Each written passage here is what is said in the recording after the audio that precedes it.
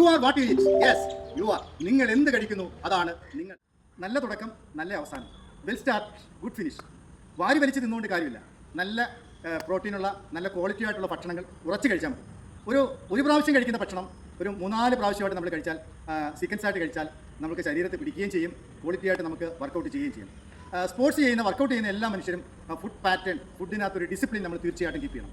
രാവിലെ കഴിക്കുന്നത് കുറച്ച് നന്നായിട്ട് കഴിക്കാം. വർക്കൗട്ട് ചെയ്യുന്ന ദിവസം കഴിക്കുന്ന ഭക്ഷണത്തിൻ്റെ അത്രയും വർക്കൗട്ട് ചെയ്യാത്ത ദിവസം കഴിക്കരുത്. അതാണ് പ്രധാനമായിട്ടും ശ്രദ്ധിക്കേണ്ട കാര്യം. അതുപോലെ നൈറ്റിൽ പലരും 9 മണി 10 മണിക്കൊക്കെ കഴിച്ചിട്ട് അന്നേരം കിടന്നുറങ്ങുന്ന ആൾക്കാരുണ്ട്. അതെല്ലാം ഫാറ്റായിട്ട് നമുക്ക് അടിഞ്ഞു കൂടും. അതുകൊണ്ട് ഭക്ഷണം കഴിച്ച് ഒരു 3 മണിക്കൂർ എന്ന് പറയുന്നത് ഒരു മിനിമം 2 മണിക്കൂറെങ്കിലും വേണം. അത് ലൈറ്റ് ഫുഡ് രാത്രി കഴിക്കുക.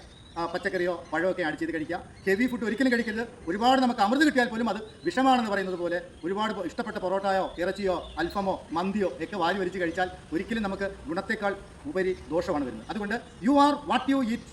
You are.